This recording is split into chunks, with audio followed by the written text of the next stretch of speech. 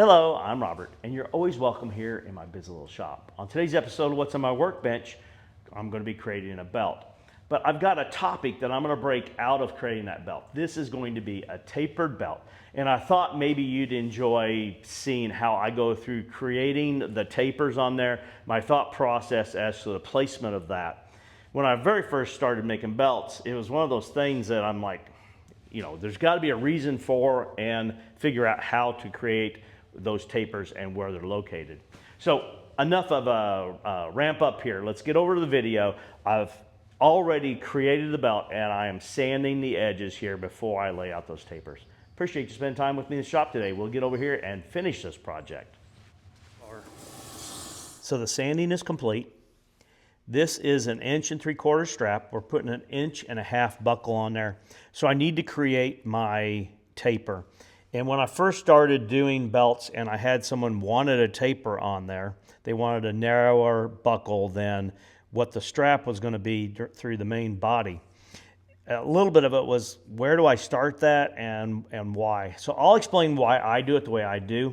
This is where I've marked, this is the end of this belt strap on this belt that is 42 inches finished length.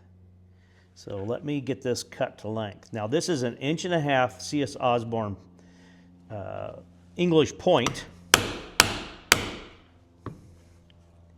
But the thing about that, at least all of them that I see, it is slightly over an 1.5 inch, which in most cases, so I'm close to a 1/16 wide. In most cases, it's not that big a deal. If this was an 1.5 inch strap and I use this, I would just center that and it would actually go cleanly off both sides of it, and I think that makes it end nice. The reason why I bring this up is I don't want to continue that line straight down because it's going to be too wide to go through the buckle. I've got this set how far in I need to be, there and there, and that will give me my 1.5 inch strap. Now that I know where the end of my belt is going to be, let me go ahead. I'll lay out my marks for the adjustment holes on this belt. This is going to be a 42 inch belt.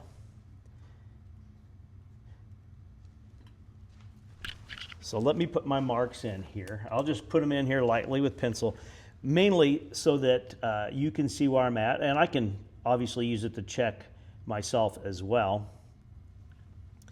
The adjustment holes I use are 1 inch apart, and any belts over 40 inches, 40 and above, I typically will use 7 adjustment holes. So this will be our main adjustment hole here. And I've got enough leather past that to go through the loops. But I want to talk about where this taper starts. And it's important because obviously, here's the buckle that I'm going to be using. But if this is on my person and I bring the belt through, I need that taper to allow the strap to get into the buckle. So I need that taper, and you got to pull a little bit further, like here, right, to get that on there. So we can mark here, and our taper probably needs to start about that far. So that is about, we can probably just call it 1 inch. It's 7/8 of an inch before there. So what I've done then is that 7/8 of an inch, I have my taper over here. And I mentioned earlier that the C.S. Osborne punch that I use anyway is wider than 1.5 inches. And we can look at it here and see how wide that leather strap is now. It is, it's not a lot more. It's about a 1/16 of an inch too wide to go through the buckle. So I need to keep that in mind. What I've done is I set my calipers here and I marked where that taper is going to be as 1.5 inches wide there. The next thing for me, at least, the challenge was the first ones I did, I just tried to do just a gradual cut in here. And I'm sure you can realize that you start doing that, and then that one looks a little different than this one, and you keep working your way. So I wanted to try to find a way to make it easily repeatable. And what I did was, at first, I would use the strap end here and then set it on there, and I would strike that, and that would create that taper. And there's nothing wrong with that, but I even found that that was a little bit bothersome to me, because depending on where you have it rotated, so you put a mark here and then you can see where it goes. So what I did was I picked up this 3/4 of an inch English point, and depending on the taper you may use a different one, but this works really good for this application. I'll just hook that spot there where I want that to be, and I'll rotate this around to where the edge of the leather is at the apex of that English point, like that. Got to get the back on the right spot again. Got to get reset here. I moved it out of that spot. Okay, now I have the start of that taper, and I'll do the same thing on this side. I'll put it in this spot here that I created with the wing divider, and then I'll rotate this around to the apex of that English point. Make sure you're not tipped a lot. You can be tipped some, but I want it to be as plumb as possible. There we go.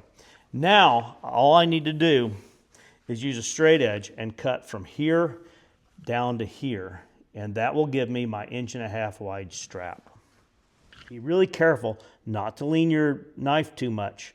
Try to keep it as plumb as possible. And I'm not going to try to cut it all the way through on one cut. I can make a few cuts here to get that where I need it.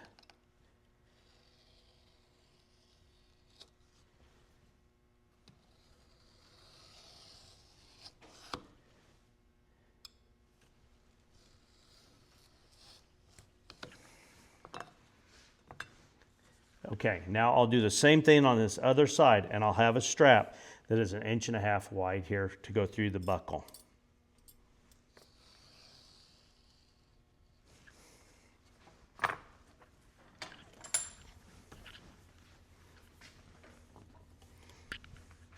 I didn't connect it because I don't want to overcut and damage that taper.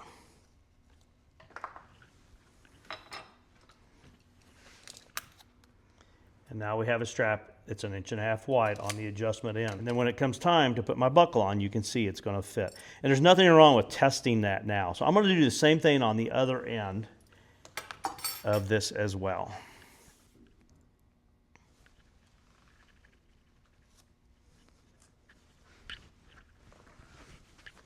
So now I've created that taper. And if you're wondering where, I wanted to make sure that it was past where the buckle and the keeper's at, and I wanted to keep it in mind somewhat in relation to being balanced on the front of the belt as well.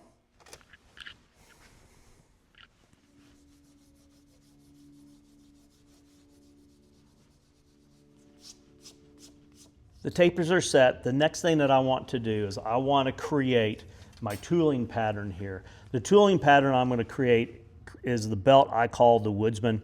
To create that, I use this Barry King double axe head stamp, and I will do that tooling from taper to taper on this belt. And so I'll find the center, I'll run my tooling on here. I may include a little bit of footage of creating that tooling, but since I'm trying to stick to just the topics that I think people ask questions about, I'll come back when I have this dyed. I'm going to use the dark mahogany stain on here, which is 50% mahogany and 50% dark brown from Phoebe's. I'll mix those two together, and that's what I'll use for that. I'll come back, we'll be establishing our stitch line on here, and I'll show you how I create the stitch line using my new chisels here. So I'll be back here in just a little bit. Appreciate having you along today.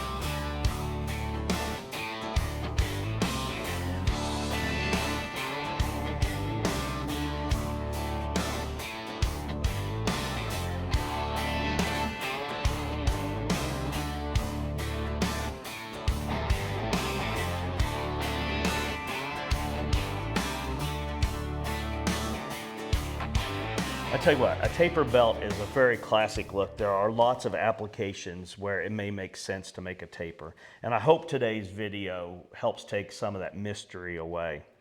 The color on this belt is just beautiful. I think my stitching turned out nice. The stitch line on the back of the belt is clean and proper as well. Let's turn the camera around and we'll wrap this video up. I appreciate you being with me today. Well, I hope you enjoyed today's short topic video.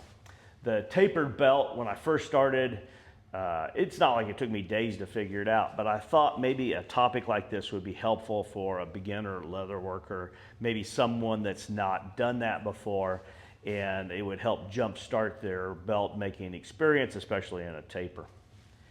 I appreciate you taking time to be with me in the shop today. Please like, share, and subscribe, but more importantly, I do hope you have a great day.